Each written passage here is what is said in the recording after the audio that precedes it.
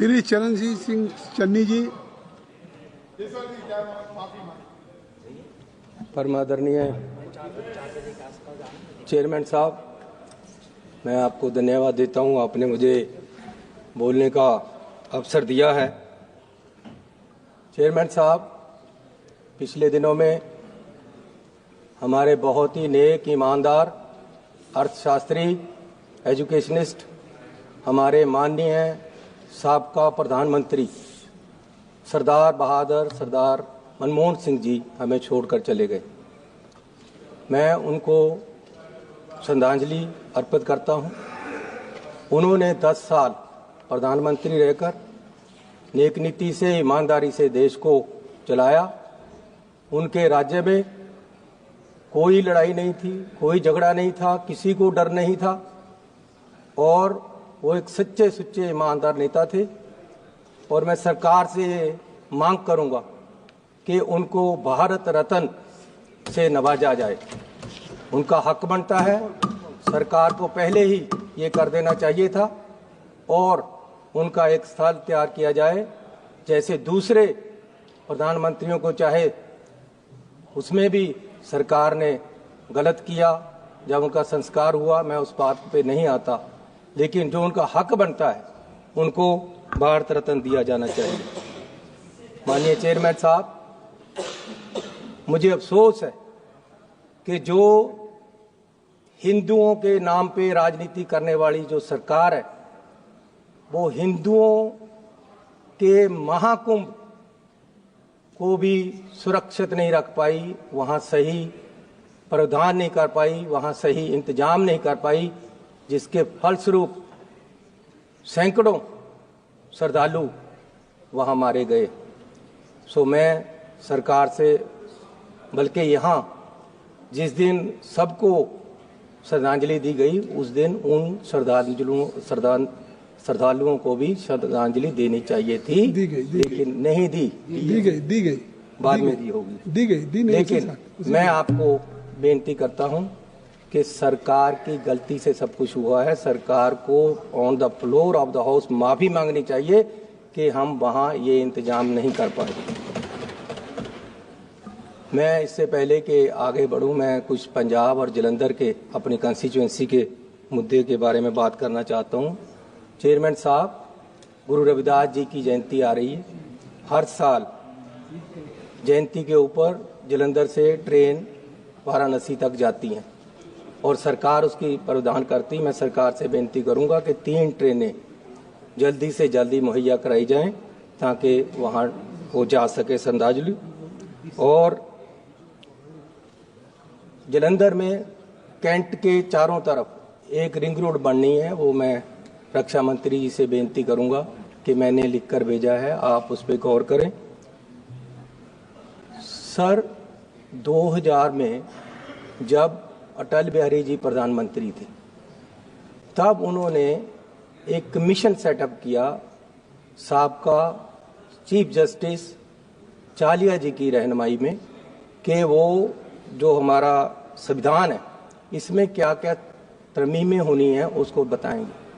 तो उसमें एक रिपोर्ट ये भी है कि सिख, जैन, बुद्धिस्ट, इनको हिंदुओं के साथ अलग आइडेंटिटी माना जाए, ये सेपरेट आइडेंटिटी है और आर्टिकल 25(2) में तरमीम करके हिंदुओं के साथ सिख, जैन और बुद्धिस्ट को भी लिखा जाए। तो मैं सरकार से बेनती करूंगा कि उस रिपोर्ट के आधार पर यह तरमीम लेके आई जाए। चेयरमैन साहब, कल राहुल गांधी जी बोले और कल देश ने देखा कि राहुल गांधी जी में एक ट्रू स्टेट्समैन को देखा है। और उनका जो कल का भाषण है, कल मुझे एक बीजेपी के मंत्री मिले, वो बोले हमारे पास इसका कोई जवाब नहीं, हमारे पास मस्जिद और मंदिर के झगड़े का जवाब है। अगर आप किसी मंत्री का नाम लेंगे तब वो तब वो मैंने नाम लिया नहीं सर, मैंने नाम लिया नहीं। फिर आप आरोप लगा रहे हैं। आरोप नहीं है सर, मैं कैसे प्रशंसा जवाब कर रहा हूँ, मैं आरोप नहीं लगा रहा हूँ, प्रशंसा कर रहा वही हूँ। जवाब दे सकता है। क्या मैं उसको मंत्री पद से हटा दूं? नहीं गौरव जी, मैं तो प्रशंसा कर रहा हूँ कि उन्होंने प्रशंसा की। लेकिन जवाब वही दे सकता है जब किसी का आप नाम लेंगे। तो इसलिए सर क्यों मेरा इससे भ्रम भी तो पैदा हो सकता है, भ्रम भी पैदा होगा। सर राहुल गांधी पे 40 केस हैं आज इस सरकार ने डाले हुए, उसको तराशा जा रहा है, वो हीरा है और तराश हो रहा है। और सरकार हर बार, अब पार्लियामेंट में भी केस कर दिया, जहां जाते हैं वहां की सरकार से केस करवा दिया जाता है। लेकिन राहुल गांधी ने कल बताया कि उसकी सोच देश को आगे ले जाने की है और ये देश को हर समय पीछे लेकर जा रहे। बिना शिक्षा, एजुकेशन कोई देश, कोई घर तरक्की नहीं कर सकता। हमारे देश की जो सरकारी यूनिवर्सिटियां हैं, जो सेंट्रल सरकार चलाती है, उसमें 25 से 30% हर यूनिवर्सिटी में टीचर नहीं है। पढ़ाई कैसे होगी? आज ये कह रहे थे 2 करोड़ नौकरियां देंगे और अब कह रहे हैं कि 2 लाख आएंगी। 10 साल में किसी नौजवान को नौकरी नहीं दी। सर, महंगाई का ये हाल है कि चूल्हा चलाने के लिए लोगों को तरसना पड़ता है और इतनी महंगाई हो गई है कि गरीब आदमी झेल नहीं सकता। गरीब गरीब होता जा रहा है और अमीर अमीर होता जा रहा है। माननीय चेयरमैन साहब, पिछले सेशन में माननीय होम मिनिस्टर साहब ने कहा कि ये लोग अंबेडकर करते हैं। अगर सच में इतना परमात्मा का नाम लिया होता, भगवान का, तो स्वर्ग को पा लेते। मैं आपको आपके माध्यम से इनको बताना चाहता हूं कि मैं ही नहीं, मेरे जैसे करोड़ों लोग वो हैं जिनके लिए अंबेडकर ही भगवान है। सर, आप मेरे से बहस करोगे या फिर तो बात ही नहीं चलेगी। अम्बेडकर जी का नाम लिया तो आप उनको रोक रहे हैं। आप भी रोक रहे हो अम्बेडकर को बोलने से, क्या कैसे चलेगा? अम्बेडकर वो है जिसने मेरे जैसे करोड़ों नौजवानों को खड़ा किया है, देश को आरक्षण देकर गरीबों को ऊपर उठाया है, जिसने औरतों की वकालत की है। अम्बेडकर के नाम पे ऐसे शब्द बोलना ये निंदनीय है और माफी मांगनी चाहिए इन लोगों। और इससे उत्साहित होकर पंजाब में पिछले हफ्ते एक आदमी ने अम्बेडकर साहब के बुत पे चढ़कर हथौड़े से उसको तोड़ा है। ये बीज ने नफरत का। ये आप जो ये आरोप लगा रहे हैं, जब देश का होम मिनिस्टर बोलेगा अम्बेडकर के खिलाफ, तो आम लोगों को तो उत्साहित होंगे ही। आम लोग क्यों नहीं बोलेंगे? जब आपका सबका सिपा सलार ही बोल रहा है, तो आम लोगों का क्या हाल होगा? आप अम्बेडकर के ही नहीं, अम्बेडकर को संविधान के भी दुश्मन हो। सदस्य जी, 1 मिनट रुक जाइए। आप ना अम्बेडकर को चाहते हो। सर, फैक्ट फाइंडिंग कमेटी बनानी है तो ये बनाओ कि देश का होम मिनिस्टर अब वो आप बात क्यों गलत बोला अम्बेडकर साहब के लिए, ये बताओ ना। आप और अपनी बात करें। सर, मैं यह बात ही कर रहा हूं, आज तक माफी नहीं मांगा।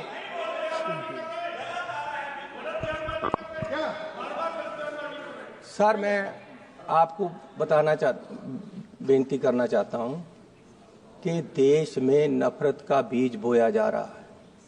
दलितों को दबाने के लिए, मिनॉरिटी को दबाने के लिए, हर वर्ग को, किसानों को, किसान वहां अंबाला में धरने पे बैठे हैं, मरण वर्त में बैठे हैं, कोई सुनवाई नहीं। अब कह रहे जी आप 14 तारीख जब सेशन खत्म हो जाएगा उसके बाद आना। वादा कर गए हैं वो 5वें रोज का, किसी से सुन लिया होगा, दिन या 4 दिन की है। किसानों के साथ हर जगह नफरत का बीज बोया जा रहा है। लेकिन मैं एक बात कह देना चाहता हूं कि ये आने वाली किताबों में लिखा जाएगा, ये आने वाली किताबों में लिखा जाएगा कि आपने राज किया, और देश में नफरत फैलाई। माननीय चेयरमैन साहब, अब वादे देखो, कहते जी काला धन वापस लेकर आएंगे।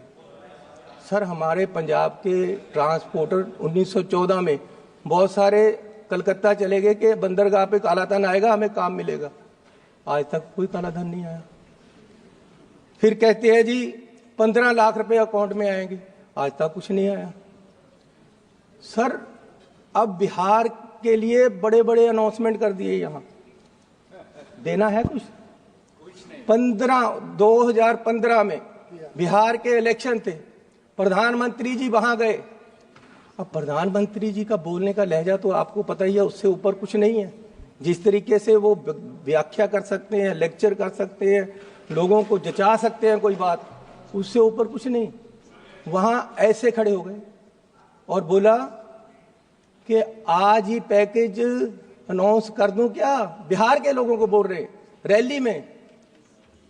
मुझे पता है 50,000 करोड़ से कुछ नहीं होगा, 60,000 कर दूं, अरे 70,000 कर दूं, 80,000 कर दूं, 90,000 कर दूं, 1.25 करोड़ रुपया आपको मिलेगा। 1.25 करोड़ लाख बिहार को मिलेगा। 1.25 लाख करोड़ सर, 1.25 लाख करोड़, 1.25 लाख आपने सही कर दिया। सर, कितने मिले बिहार को? सर, आपने मुझे सही कर दिया, आपको भी याद है, आपको बहुत अच्छा लगेगा दोबारा वो देखना एक बार वीडियो निकाल कर। कितने मिले बिहार को? तब फिर बिहार के ऊपर क्यों लगाने के? जब और आज आप तो यही कह रहे हैं ना, बिहार के लिए दिया जा रहा है। आज फिर बिहार को कह दिया बस अड्डा मिलेगा आपको, इतने पैसे मिलेंगे, इलेक्शन आ रहे, सब कुछ मिलेगा। मिलना मिलाना कुछ नहीं। फिर दोबारा तो क्यों झूठे वादे करके लोगों को हर समय ये पीछे लगाते हैं और हर समय लोगों के साथ धोखा होता है। मैं ये आपसे पूछना चाहता हूँ। Kindly conclude. सर, अभी तो मैं शुरू हुआ हूँ। अरे, आपका 12 मिनट हो चुका। सर, मेरी बात सुनो। अब ये आरएसएस की हर समय बात करते स्पीकर भी बोलने वाले हैं आपके। सर, ये नेशनलिज्म की बात करते हैं। Speakers and your time is limited, already you have taken 12 minutes. Sir, बोलने दोगे कि नहीं? बोलिए। सर, जितना मैं बोला हूं उससे ज्यादा तो आप बोल लिए हैं। बोलने तो दो सर। सर, बोलने दोगे कि नहीं मुझे? अब जब भी मैं बोलता हूं, आप जैसे महानुभाव को यहाँ लगा दिया जाता है, वो मुझे बोलने ही नहीं देते। आप तो मेरे वेल विशर हो, ये कह रहे हैं। नहीं करेंगे। अरे, अब वो खड़े हो गए हैं। अरे, गांव तो बसने दो, तभी मांगते आएंगे ना यार। अभी पानी आया नहीं, मौजे खोल भी लिए आपने। बोलने तो दो मुझे। सर, नेशनलिज्म की बात करते हैं, आरएसएस की हर समय बात। मैं पूछता हूं, कभी आप बताओगे कि आपका देश की आजादी में क्या योगदान था? आरएसएस का क्या योगदान था? राष्ट्रपति के अभिभाषण पे बोल रहे हैं, आरएसएस की विचारधारा पे बोल रहे हैं। सर, आप मुझे बोलने देंगे कि नहीं? मैं ये पूछना चाहता हूं। अब ये देखो सर, गौरव, ये पटेल साहब की बात कर रहे हैं। मेरे पास ये सर्टिफिकेट है कि पटेल साहब होम मिनिस्टर होते ही उन्होंने आरएसएस को बैन किया था। ये झूठ है बात बोले। और फिर 1966 में, 1980 में आरएसएस के लिए यह कहा गया कि आरएसएस और जमात इस्लाम कोई सरकारी कर्मचारी, कोई सिविल सर्वेंट उनका मेंबर नहीं बन सकता। लेकिन आज जुलाई 24 में, जुलाई 24 में बोलने दो सर। सर, बोलने दो आप। अब बोलने दे रहा हूं, लेकिन एक बात है, अतीत की बात कर रहे हैं, कोई पंजाब के वर्तमान की बात करेंगे सर। सर, अब 24 में, जुलाई 24 में इन्होंने आरएसएस को ये कर दिया कि आरएसएस में कोई भी सरकारी कर्मचारी मेंबर बन सकता है। सर्टिफिकेट है, सर्टिफिकेट है, ये मेरे पास नोटिफिकेशन है, नोटिफिकेशन है सर के जानकारी दे रहे हैं। आरएसएस जानकारी दिया। सर, बोलने नहीं देना तो आपकी मर्जी है। नहीं, मैं आपको बोलने दे रहा हूं, लेकिन आप कंक्लूड करिए ना। आरएसएस का मेरे पास नोटिफिकेशन है कि आरएसएस को कहा गया था कि आप कभी भी राष्ट्रपति का सरकारी कर्मचारियों को अभिभाषण होता है, सरकार पे बोलिए सर। पंजाब अब की ये सरकार अब पे वकालत तो आप ही कर रहे हो सारी उनकी सर। अब आप कह रहे राष्ट्रपति का नोटिफिकेशन होता है, सरकार करवाती है। जो भी राष्ट्रपति करते हैं पहले काउंसिल ऑफ मिनिस्टर से पास होकर जाता है। आपका 15 मिनट हो गया। ला, आप बोलने नहीं देना, 15 मिनट हो गया सर। अभी 24 में आरएसएस को ये किया गया कि कोई भी सिविल सर्वेंट उनका मेंबर बन सकता है। But there are other speaker also from your party. How so there is a time na. Already he has taken for 15 minutes. He was giving only sir 15 minute से 12 minute तो आप ही बोल रहे हो। क्या करोगे आप? ये चन्नी पे पहले से लगा देते हो, आपके बोलना नहीं देना। तो सर मैं आपको निवेदन करूं कि मैं कह रहा था कि जुलाई 24 में सरकार ने ये कर दिया है कि आरएसएस का कोई भी अफसर, देश का कोई भी कर्मचारी आरएसएस का मेंबर बन सकता है, जो पहले नोटिस। आपकी बात हो गई, बहुत बहुत धन्यवाद। लो सर। श्री पप्पू यादव जी, श्री पप्पू यादव जी सर तो मुझे और स्पीकर नहीं बोल पाएंगे। आपका समय जो है, अगर इनको बोलने नहीं तो फिर और आगे के जो स्पीकर आपके नहीं बोल पाएंगे। There are number I think आप 1 मिनट और मुझे अपनी बात कंक्लूड करिए। मुझे 2 मिनट दो। नहीं अच्छा चलिए 1 मिनट। हेलो, अब 1 मिनट पे आ गए। सर पिछली बार यहाँ एक मेंबर साहब बोल रहे थे, जिनको इस बार मंत्री ने बनाया, कौन है वो, ठाकुर साहब। तो वो उन्होंने महाभारत छेड़ ली। मुझे सचमुच लगा जैसे धृतराष्ट्र के हस्तिनापुर के दरबार में दुर्योधन खड़ा होकर बोल रहा। सर उन्होंने, जैसे दुर्योधन ने उस समय पांडवों पे, अर्जुन पे क्वेश्चन उठाया था कि जी इनकी जात और जन्म के बारे में, उन्होंने राहुल गांधी की वही उठाया। सर ये करोगे आप? ये चलेगा? ये देश में होगा? बहुत धन्यवाद।